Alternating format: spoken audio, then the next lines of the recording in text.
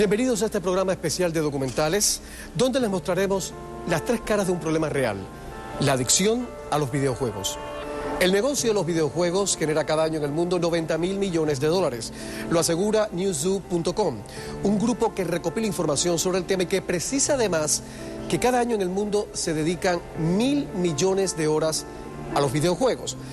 Podría ser una actividad placentera para mucha gente, pero para otras no, porque su vida se trastoca justamente cuando la realidad virtual se confunde o se mezcla con la vida cotidiana.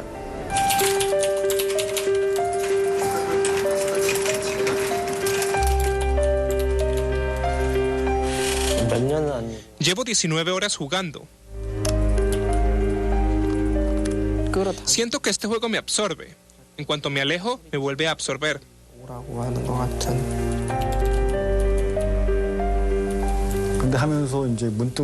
Siento que no hay razón para vivir y no hay nada que pueda hacer. A veces lloro y otras me quiero suicidar. Hace unos 10 o 15 años, el mayor problema de la delincuencia juvenil era la inhalación de pegamento.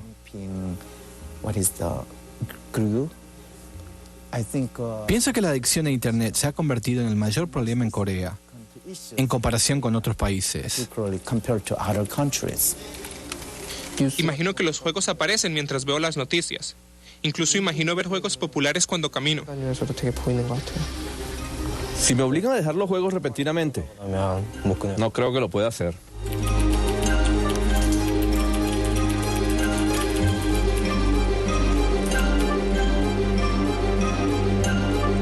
Corea del Norte está inundado de juegos digitales. Es el país con el acceso a Internet más rápido del mundo. E incluso hay jugadores que son celebridades nacionales con salarios de 6 cifras.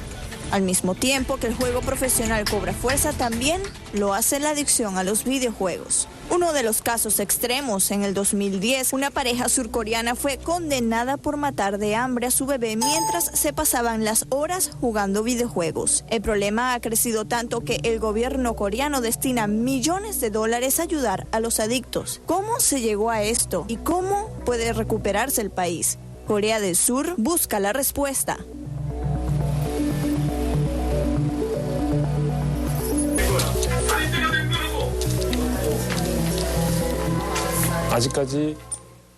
No hay una definición que describa exactamente a un adicto a los videojuegos.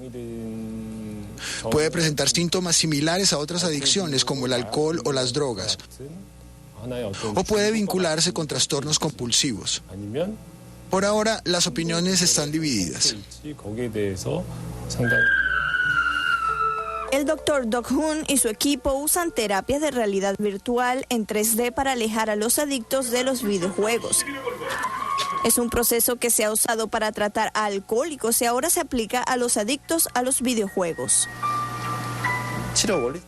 El tratamiento es sencillo. Al principio hacemos que los pacientes se relajen con música y videos de sus videojuegos.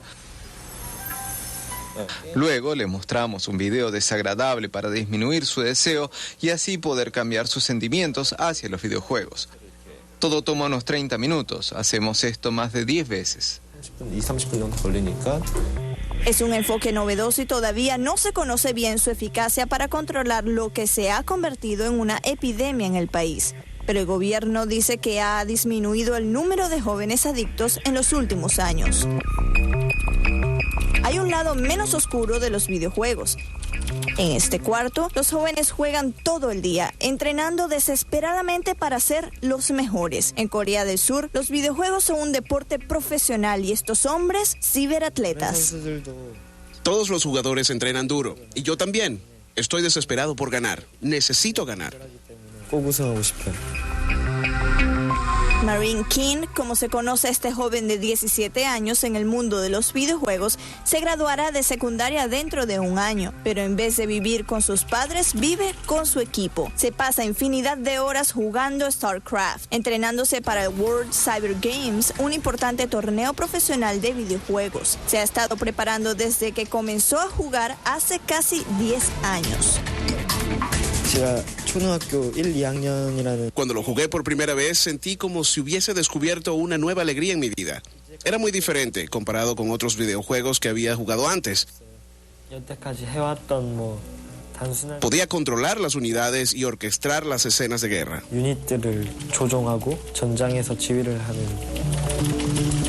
Sus padres no compartían su entusiasmo por StarCraft.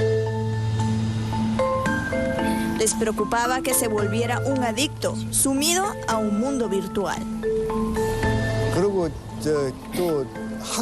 Recibimos una vez una llamada de su escuela cuando estaba en secundaria. Su profesora nos citó. Nos comentó que el director de la escuela decidió bloquear el acceso al Internet hasta que mi hijo se graduara,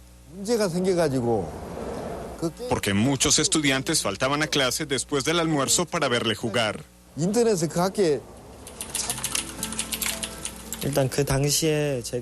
A medida que jugaba más videojuegos, discutía más y más con mis padres. Me prohibieron jugar. Solía levantarme por la madrugada mientras mis padres dormían para jugar a escondidas.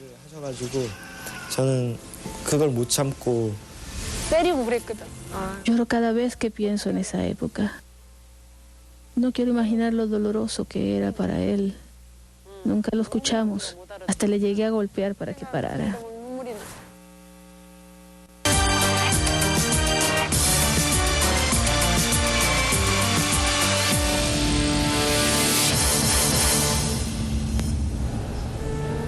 No es sorprendente que los padres de Marine King creyeran que su hijo era un adicto a los videojuegos. Cuesta diferenciar entre adicción y dedicación. Una línea muy fina, finísima, separa ambos conceptos. Sin embargo, mire usted, los exjugadores profesionales dicen que las diferencias son obvias. En países como Corea del Sur, la adicción a los juegos está en la lista de desórdenes mentales.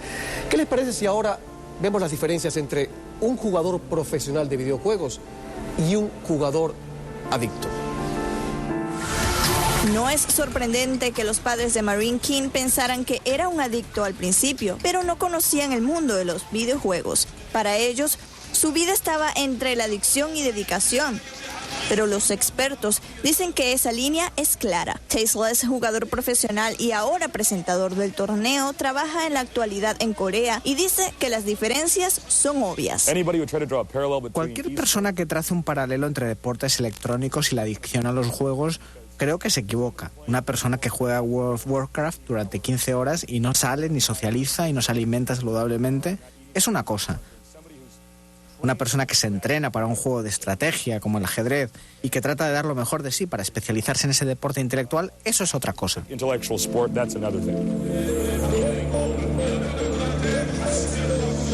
Marine King no ha logrado aún llegar a la élite de los mejores jugadores de StarCraft en el mundo.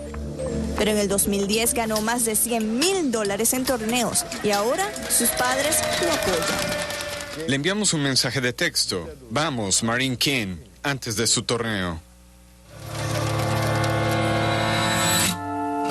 Aunque hay torneos de videojuegos a nivel mundial, ¿por qué los videojuegos son un fenómeno cultural en Corea del Sur? ¿Y por qué los surcoreanos tienen tantos problemas con esa adicción?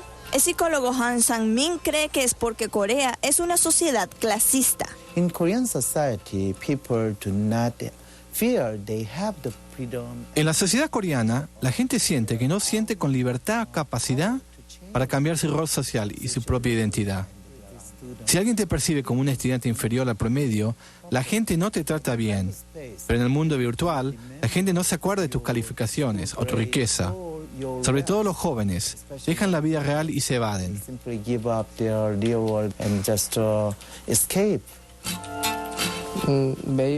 Cuando juego sobre todo Maple Story. Es un juego en el que puedes hacer que las personas crezcan y desarrollen un tipo de trabajo. Maple Story no es cruel, es tierno. Sientes que mejoras.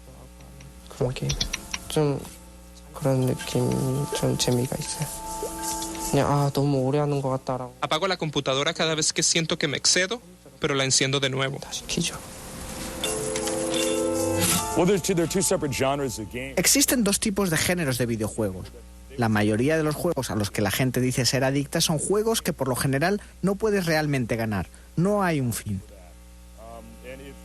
Y los juega un grupo diferente de personas, con una actitud diferente. No creo que nadie, por ejemplo, que sea adicto a los videojuegos sea una persona competitiva. Pero no siempre es el caso. De la misma forma que hay una gama de jugadores en Corea entre profesionales y principiantes, también hay un rango de adictos. Los videojuegos que juegan y la intensidad de su adicción pueden ser únicos en cada persona. Aunque los expertos dicen que la adicción al Internet y a los videojuegos puede ocurrir en cualquier edad, los más afectados son los jóvenes. Un estudio del 2010 de la Agencia Nacional de la Sociedad de la Información de Corea indica que los jóvenes entre 9 y 12 años son más propensos a ser adictos, el 14% de los niños en esas edades. La estrategia de Corea para combatir la adicción se libra en varios frentes. Incluso antes de que comience, los consejeros de programas de prevención usan canciones, juegos y mascotas para niños con el fin de promover un uso saludable de Internet. Los niños que vienen aquí tienen 7 años. Hasta cierto punto podemos prevenir la adicción a videojuegos al enseñarle a los niños autocontrol y sus sentimientos. El gobierno ha impuesto un límite al tiempo que los niños pueden pasar en línea. En las escuelas se enseña a los alumnos los síntomas de la adicción a los videojuegos, pero pese a ser algo conocido, la adicción a Internet y a los videojuegos es un fenómeno relativamente nuevo, lo que significa que los expertos aún no tienen una solución concreta. El objetivo con estas estrategias es reducir enormemente el número de adictos al videojuego en Corea. Hasta que se demuestre su eficacia, no habrá terminado el juego en la lucha contra la adicción, pero es un comienzo.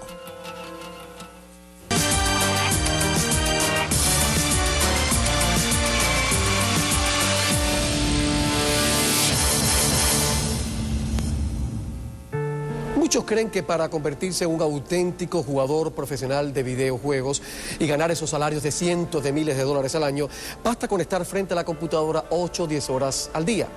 No, señor, la realidad es muy distinta. Y fíjese bien, los videojuegos no lo son todo.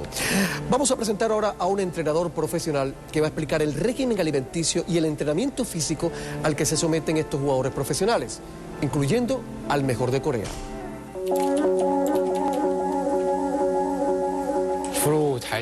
Pienso en el torneo antes de irme a dormir. Imagino escenarios positivos, como ganar una medalla de oro, el dinero del premio y los aplausos del público.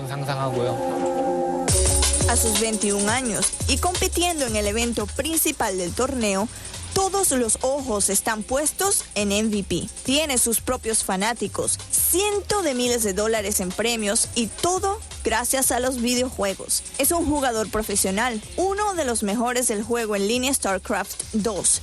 En un mundo en el que los videojuegos son un deporte profesional, MVP está en las grandes ligas. ¿Cómo es la vida de uno de los mejores jugadores de Corea? Veamos cómo es el día a día del MVP de Corea.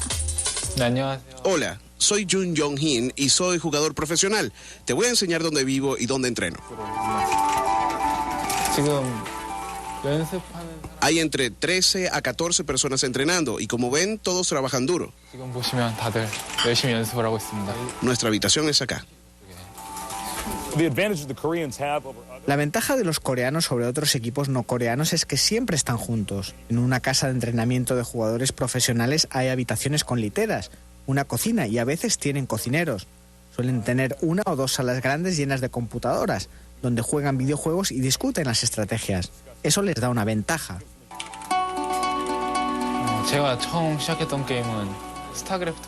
Recuerdo cuando vi StarCraft 1 por primera vez.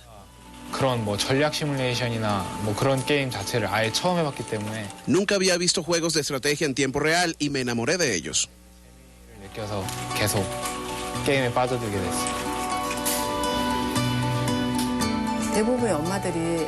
A muchas madres no les gusta la idea de que sus hijos trabajen con videojuegos. Pero en nuestra casa no fue del todo mal. De niño estuvo muy enfermo, padeció un trastorno del habla. Por eso no le prohibimos los videojuegos, pero nunca imaginamos que iba a ser tan bueno. En StarCraft 2, MVP es sin duda el mejor, es un genio, entrena durante horas y entre todos los jugadores que hemos visto es el más exitoso. Éxito por el que ha trabajado tanto en la red como fuera de ella. El entrenador de MVP, quien también fue jugador profesional, tiene un control estricto del equipo. Vigila sus dietas y ejercicios para optimizar el rendimiento del jugador. El entrenamiento físico es necesario, no se puede ser exitoso solamente jugando videojuegos. Es necesaria tanto una salud física como mental. Pronto, MVP pondrá a prueba todo su entrenamiento. Hoy viaja con su entrenador al sur para los World Cyber Games. Para ellos es un viaje de unas horas en tren de alta velocidad, pero para muchos otros es un largo viaje por el mundo. Todo con el fin de derrotar a MVP en su casa.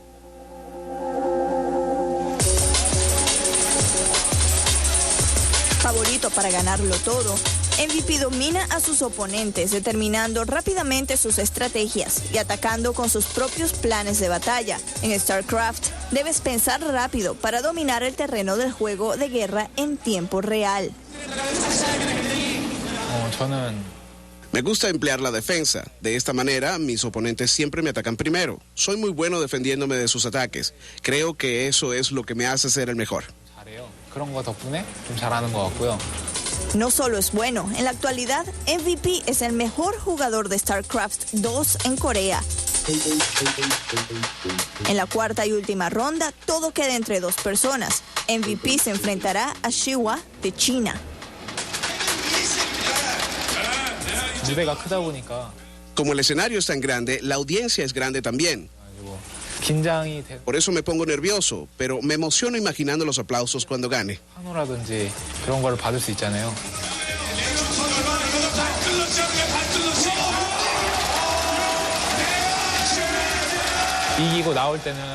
Al final, después de ganar, me sentí feliz y orgulloso de lograr la medalla de oro para Corea.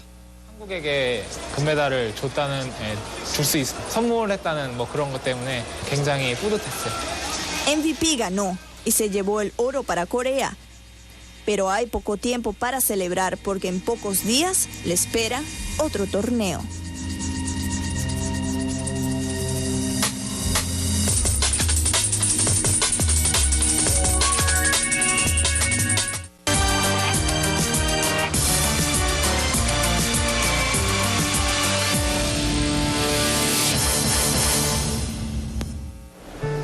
¿Quién dice que no?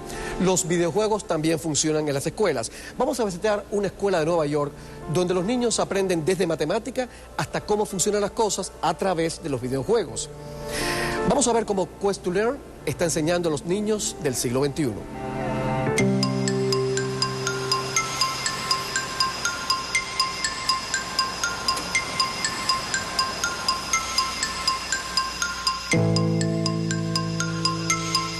Para prepararnos por la mañana ponemos una canción y decimos, hay que estar listos antes de que acabe la canción. Ponemos Johnny Cash o Elvis o canciones de Wicked. Cuando oí el mismo concepto de la escuela me encantó. Pienso que es excelente, es un avance.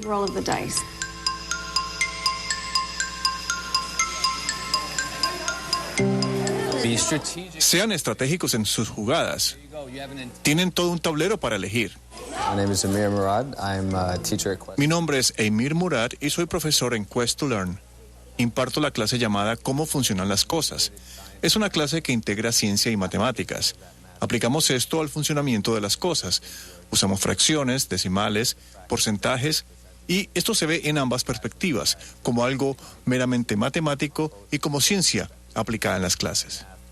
Mathematical endeavor in a sense, and in the classroom, the applied science. Al principio, la conversación era sobre los ciertos tipos de contenido académico y cómo integrarlo a los juegos. Nuestra pregunta era cómo usar la estructura de los juegos para el aprendizaje y cómo desarrollar experiencias de aprendizaje para los niños.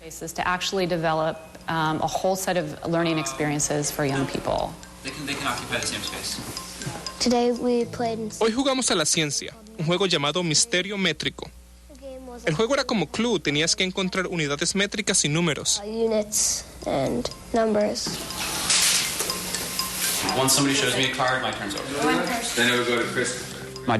Mi labor es sentar a los niños, explicarles las reglas y pedirles que jueguen conmigo un rato. Así entienden cómo funciona y luego juegan ellos mismos. Esa es la mejor manera de enseñar un juego.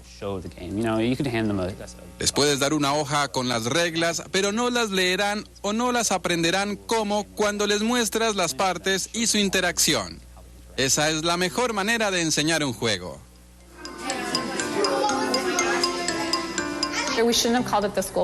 No deberíamos haberle llamado la escuela para niños digitales. Esa frase, aunque fue efectiva al inicio, creó percepciones erróneas.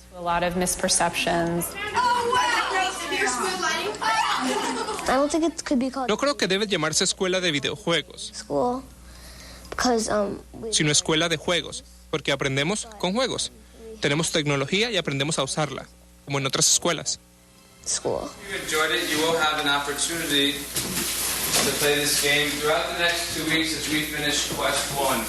Nuestra visión es en parte ayudar a comunicar la teoría del aprendizaje. Esto requiere el uso inicial de juegos y dar por sentado que el aprendizaje no solo ocurre en las escuelas, sino también fuera del salón, en la cafetería, en los grupos y en casa. Es aprendizaje mediante conexiones. Cuando vamos al supermercado me llevo a tu conmigo. Nos vamos al final de la fila para pagar y jugamos a quién adivina el costo total o quién se acercará más. Toma trabajo implementar juegos en tu vida, pero si encuentras un par que funcionen, todo es más fácil.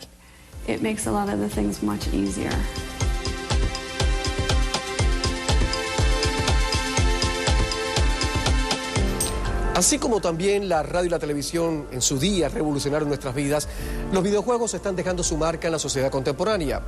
La adicción a este tipo de juegos en línea es un problema real, realísimo en Internet, pero solo ahora es que hemos empezado a descubrir sus verdaderas consecuencias.